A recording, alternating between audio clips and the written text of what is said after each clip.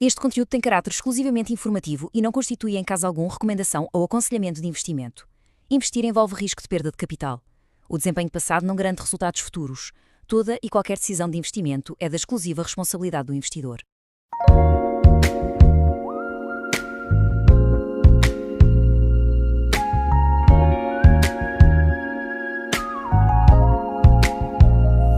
Dust on the ledger. Olá, sejam muito bem-vindos a mais um guia do Investir com Inteligência Artificial Assessoria. Hoje vamos arregaçar as mangas e construir a caixa de ferramentas essencial para qualquer pessoa que quer investir a sério para o futuro. O nosso objetivo é desmistificar completamente os ETFs e os índices e mostrar como é possível construir património de forma sólida sem ter de ser um vidente do mercado financeiro. Vamos a isso? Ora bem, a nossa viagem de hoje está muito bem traçada. Vamos começar pelo problema, o tal dilema do investidor que todos conhecemos. Depois, apresentamos a solução do cesto, que é uma forma super inteligente de resolver esse dilema. A seguir, vamos perceber como é que este cesto cresce e qual é a receita que ele segue. E claro, vamos comparar os dois pratos principais, euro contra o resto do mundo. No fim, juntamos tudo para sair daqui com uma estratégia bem clara. Estão prontos? Então vamos começar. Portanto, vamos lá ao início de tudo. O primeiro grande desafio, a primeira parede com que qualquer investidor se depara é esta: o enorme dilema de escolher as ações certas. E acreditem, é um desafio dos grandes. É isso mesmo. A grande questão é, como é que se constrói riqueza de forma consistente sem ter uma bola de cristal? Porque vamos ser sinceros, escolher ações individuais é um trabalho a tempo inteiro. Exige analisar relatórios financeiros, de uma ponta à outra, avaliar a equipa de gestão, perceber a concorrência. É uma tarefa monumental. E andar a tentar adivinhar qual vai ser a próxima Google ou a próxima Apple, bom, isso é mais parecido com ir ao casinhê do que com um plano de investimento a sério. Então, se escolher ações uma a uma é assim tão complicado e arriscado, qual é a alternativa? Bem, a alternativa é uma das invenções mais brilhantes do mundo financeiro. É aquilo a que nós gostamos de chamar a solução do cesto: os ETFs. E o que é um ETF? A sigla significa Exchange Traded Fund. E na prática, é exatamente o que o nome sugere: um cesto que contém pequenas participações em centenas ou até milhares de empresas diferentes. E o melhor de tudo é que se pode comprar esse cesto inteiro, de uma só vez, com uma única transação na bolsa, como se estivéssemos a comprar uma única ação. Simples. A analogia do cesto de fruta é de facto perfeita para perceber isto. Imaginem, em vez de andarmos a analisar cada maçã a apalpá-la, a ver se tem alguma parte estragada e mesmo assim arriscarmos a levar uma para casa que por dentro está podre, simplesmente compramos um cesto já feito com uma seleção das melhores frutas. O ETF faz precisamente a mesma coisa, mas com as maiores empresas do mundo. O objetivo não é acertar numa empresa, é comprar o mercado inteiro. Ok, a ideia de comprar o cesto, em vez de escolher a fruta, faz todo o sentido. Mas quais são as vantagens práticas? Bom, são três e são enormes. Primeiro, acessibilidade. Com pouco dinheiro, qualquer pessoa pode tornar-se dona de um pedacinho da Apple, da Microsoft, da Nestlé, de todas elas ao mesmo tempo. Segundo, a passividade. Não é preciso entrar em pânico cada vez que há uma má notícia sobre uma empresa. Se uma empresa do cesto vai mal, há outras centenas a compensar. É chamada a estratégia de sentar e esperar, o que é perfeito para quem pensa a longo prazo. E claro, isto leva-nos àquela que é talvez a regra de ouro do investimento, a que todos já ouvimos: não colocar todos os ovos no mesmo cesto. Pois bem, ao comprar um ETF, estamos a seguir este ditado à risca. Se uma das empresas que está lá dentro falir, o impacto na nossa carteira é mínimo, quase insignificante. A isto chama-se diversificação e é a nossa melhor defesa contra o risco. Certo, a lógica da diversificação e do cesto está claríssima. Mas as empresas que estão dentro do cesto geram lucros, os tais dividendos. O que é que acontece a esse dinheiro? Ele não fica parado, pois não?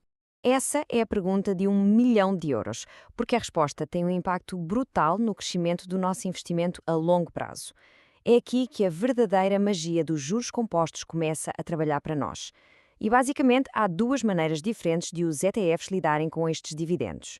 Existem os ETFs distributivos, que, como o nome indica, distribuem os dividendos diretamente para a nossa conta da corretora. Parece bom, certo? Receber dinheiro na conta.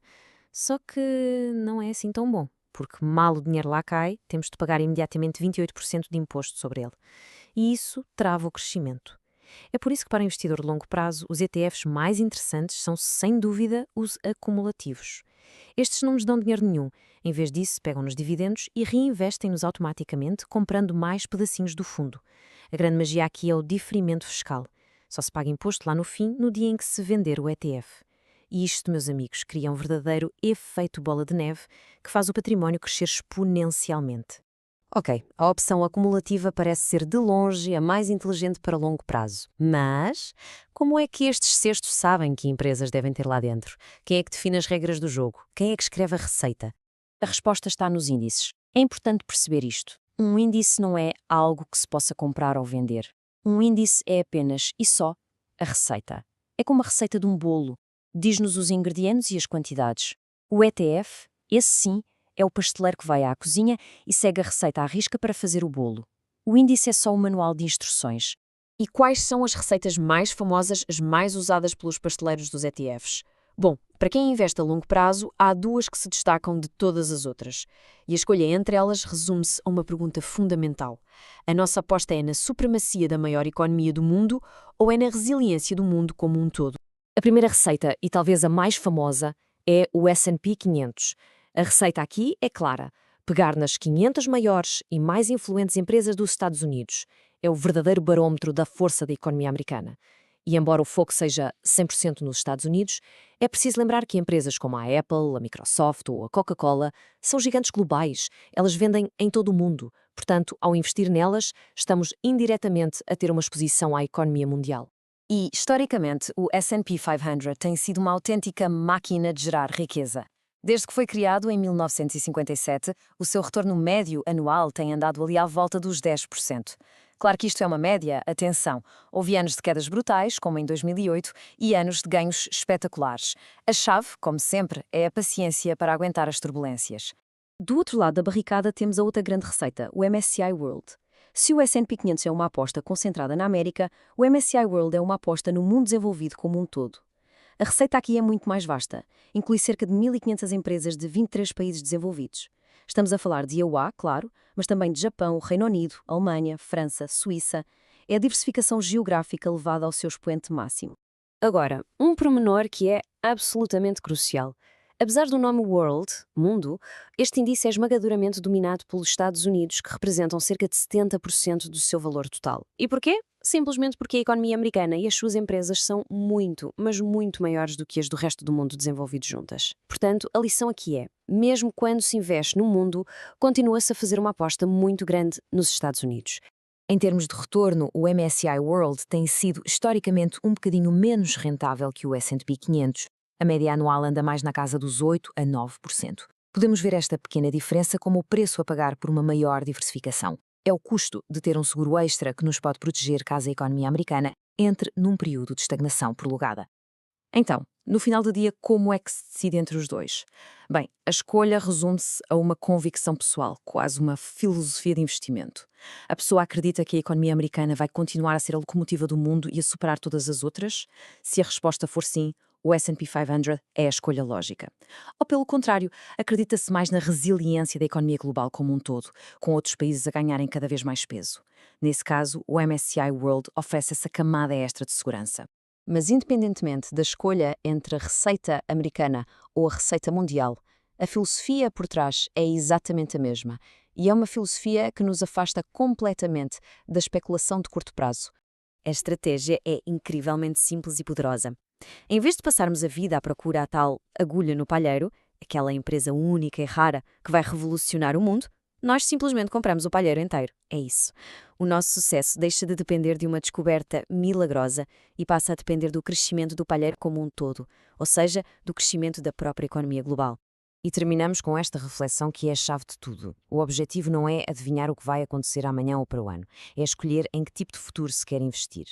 A pergunta que fica no ar e que cada um de nós deve responder por si é esta: a aposta para as próximas décadas é na contínua supremacia de um único país ou é na resiliência e no crescimento do mundo como um todo?